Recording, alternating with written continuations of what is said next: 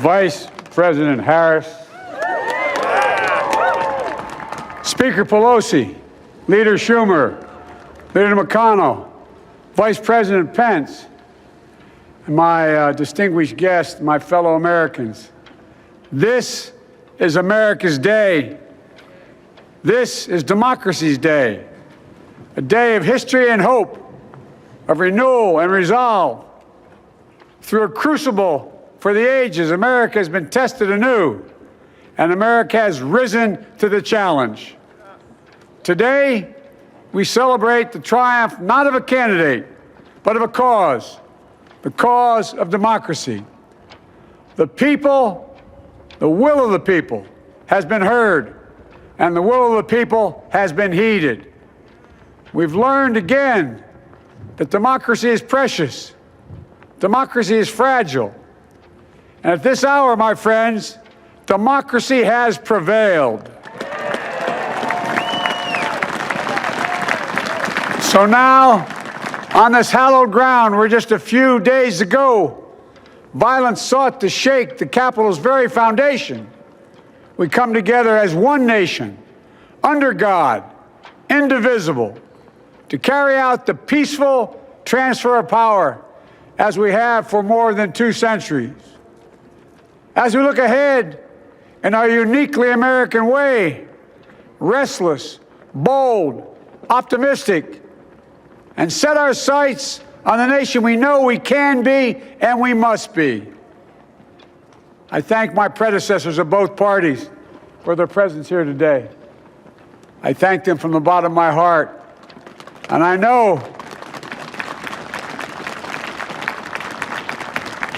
And I know the resilience of our Constitution and the strength of our nation, as does President Carter, who I spoke with last night, who cannot be with us today, but whom we salute for his lifetime in service.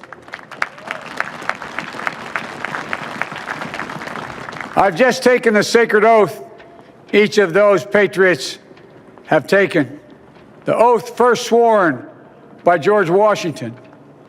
But the American story depends not on any one of us, not on some of us, but on all of us, on we the people who seek a more perfect union. This is a great nation. We are good people. And over the centuries, through storm and strife, in peace and in war, we've come so far, but we still have far to go. We'll press forward with speed and urgency, for we have much to do in this winter of peril and significant possibilities. Much to repair, much to restore, much to heal, much to build, and much to gain. Few people in our nation's history have been more challenged or found a time more challenging or difficult than the time we're in now. Once-in-a-century virus that silently stalks the country has taken as many lives in 1 year as America lost in all of World War II. Millions of jobs have been lost. Hundreds of thousands of businesses closed. A cry for racial justice, some 400 years in the making, moves us. The dream of justice for all will be deferred no longer. A cry for survival comes from the planet itself, a cry that can't be any more desperate or any more clear. And now, a rise of political extremism, white supremacy, domestic terrorism, that we must confront and we will defeat. To overcome these challenges, to restore the soul and secure the future of America, requires so much more than words. It requires the most elusive of all things in a democracy: unity. Unity. In another January, on New Year's Day in 1863, Abraham Lincoln signed the Emancipation Proclamation. When he put pen to paper, the president said, and I quote, "If my name ever goes down into history It'll be for this act, and my whole soul is in it. My whole soul is in it. Today, on this January day, my whole soul is in this, bringing America together, uniting our people, uniting our nation. And I ask every American to join me in this cause.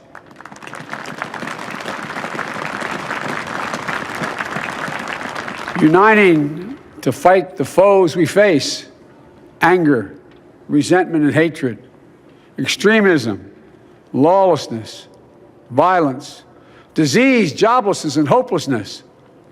With unity, we can do great things, important things. We can right wrongs. We can put people to work in good jobs. We can teach our children in safe schools. We can overcome the deadly virus. We can reward work and rebuild the middle class and make health care secure for all. We can deliver racial justice, and we can make America once again the leading force for good in the world. I know speaking of unity can sound to some like a foolish fantasy these days. I know the forces that divide us are deep and they are real. But I also know they are not new. Our history has been a constant struggle between the American ideal that we're all are created equal and the harsh, ugly reality that racism, nativism, fear, demonization have long torn us apart. The battle is perennial, and victory is never assured. Through Civil War, the Great Depression, World War, 9/11, through struggle, sacrifice, and setbacks, our better angels have always prevailed. In each of these moments, enough of us have come together to carry all of us forward. And we can do that now.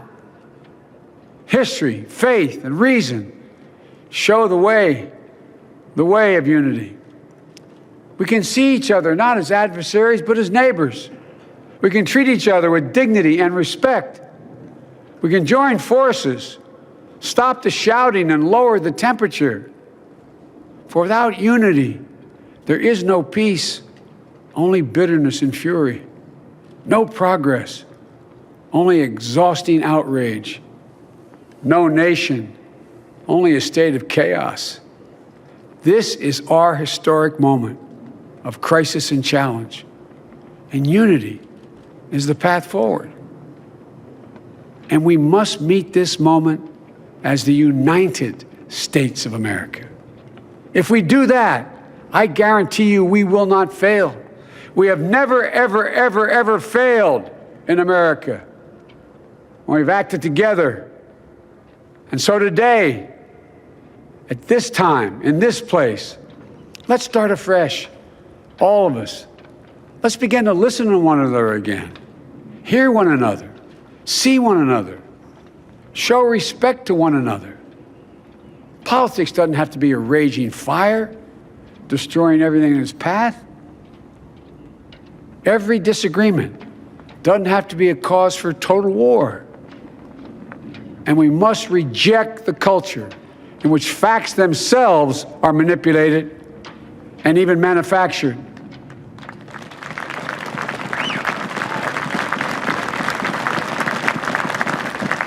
My fellow Americans, we have to be different than this. America has to be better than this. And I believe America is so much better than this. Just look around. Here we stand in the shadow of the Capitol Dome, as was mentioned earlier, completed amid the Civil War, when the Union itself was literally hanging in the balance. Yet we endured. We prevailed. Here we stand, looking out on the great mall where Dr. King spoke of his dream. Here we stand where 108 years ago, at another inaugural, thousands of protesters tried to block brave women marching for the right to vote. And today, we mark the swearing in of the first woman in American history elected to national office, Vice President Kamala Harris. Don't tell me things can't change. Here we stand across the Potomac from Arlington Cemetery, where heroes who gave the last full measure of devotion rest in eternal peace. And here we stand, just days after a riotous mob thought they could use violence to silence the will of the people, to stop the work of our democracy, to drive us from this sacred ground. It did not happen. It will never happen. Not today, not tomorrow, not ever. Not ever.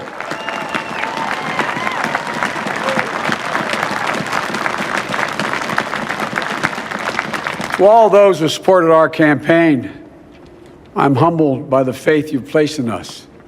To all those who did not support us, let me say this.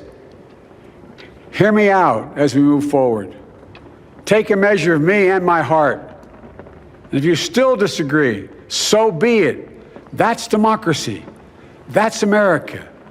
The right to dissent peaceably within the guardrails of our republic is perhaps this nation's greatest strength.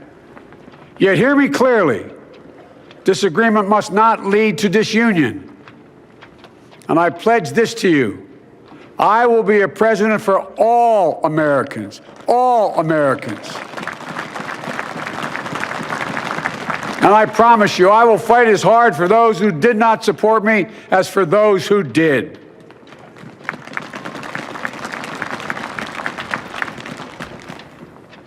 Many centuries ago, St. Augustine, a saint of my church, wrote that a people was a multitude defined by the common objects of their love. Defined by the common objects of their love. What are the common objects we as Americans love that define us as Americans? I think we know. Opportunity, security, liberty, dignity, respect, honor, and yes, the truth. Recent weeks and months have taught us a painful lesson. There is truth and there are lies. Lies told for power and for profit. And each of us has a duty and a responsibility as citizens, as Americans, and especially as leaders. Leaders who have pledged to honor our Constitution and protect our nation, to defend the truth and defeat the lies. Look, I understand that many of my fellow Americans view the future with fear and trepidation. I understand they worry about their jobs.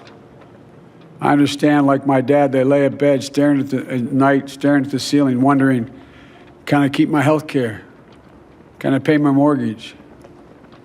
Thinking about their families, about what comes next.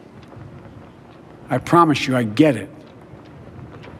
But the answer is not to turn inward, to retreat into competing factions, distrusting those who don't look like you, or worship the way you do, or don't get their news from the same sources you do. We must end this uncivil war that pits red against blue, rural versus urban, conservative versus liberal. We can do this if we open our souls instead of hardening our hearts, if we show a little tolerance and humility, and if we're willing to stand in the other person's shoes, as my mom would say, just for a moment, stand in their shoes. Because here's the thing about life. There's no accounting for what fate will deal you. Some days, when you need a hand.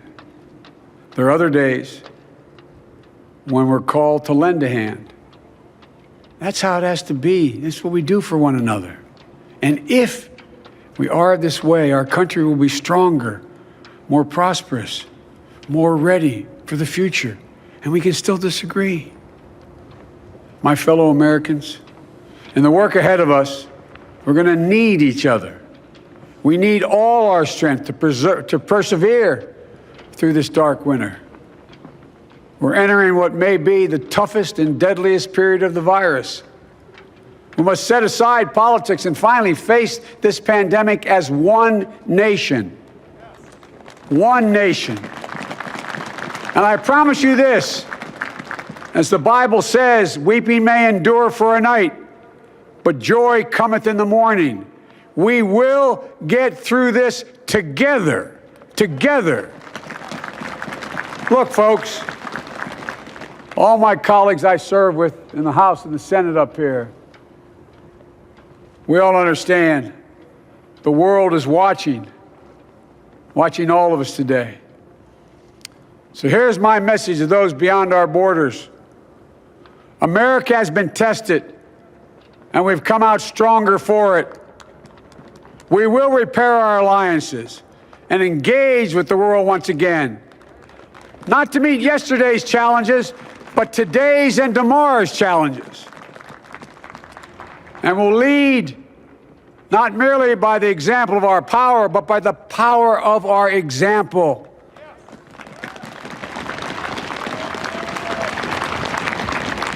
We'll be a strong and trusted partner for peace, progress, and security. Look, you all know we've been through so much in this nation. And my first act as president, I'd like to ask you to join me in a moment of silent prayer. Remember all those who we lost in this past year to the pandemic. Those 400,000 fellow Americans, moms, dads, husbands, wives, sons, daughters, friends, neighbors, and coworkers.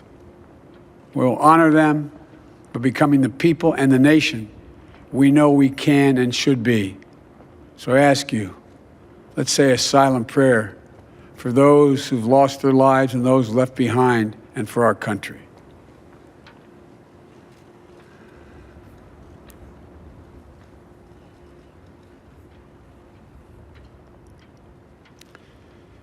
Amen. Folks, this is a time of testing. We face an attack on our democracy and on truth, a raging virus, growing inequity, the sting of systemic racism, a climate in crisis, America's role in the world. Any one of these would be enough to challenge us in profound ways. But the fact is, we face them all at once, presenting this nation with one of the gravest responsibilities we've had. Now we're going to be tested. Are we going to step up, all of us? It's time for boldness, for there's so much to do. And this is certain. I promise you, we will be judged, you and I, by how we resolve these cascading crises of our era. We will rise to the occasion is the question. Will we master this rare and difficult hour? Will we meet our obligations and pass along a new and better world to our children? I believe we must. I'm sure you do as well. I believe we will. And when we do, we'll write the next great chapter in the history of the United States of America, the American story. A story that might sound something like a song that means a lot to me. It's called American Anthem. There's one verse that stands out, at least for me, and it goes like this. The work and prayers of century have brought us to this day. What shall be our legacy? What will our children say? Let me know in my heart when my days are through. America, America, I gave my best to you. Let's us add our own work and prayers to the unfolding story of our great nation. If we do this, then when our days are through, our children and our children's children will say of us, they gave their best, they did their duty, they healed a broken land. My fellow Americans, I close the day where I began, with the sacred oath. Before God and all of you, I give you my word. I will always level with you. I will defend the Constitution. I'll defend our democracy. I'll defend America. And I'll give all of you, keep everything I do in your service, thinking not of power, but of possibilities, not of personal interest, but the public good. And together we shall write an American story of hope, not fear, of unity, not division, of light, not darkness, a story of decency and dignity, love and healing, greatness and goodness. May this be the story that guides us, the story that inspires us, and the story that tells ages yet to come that we answered the call of history. We met the moment. Democracy and hope, truth and justice did not die on our watch, but thrived. That America secured liberty at home and stood once again as a beacon to the world. That is what we owe our forebears, one another, and generation to follow. So, with purpose and resolve, we turn to those tasks of our time, sustained by faith, driven by conviction, and devoted to one another and the country we love with all our hearts. May God bless America, and may God protect our troops. Thank you, America.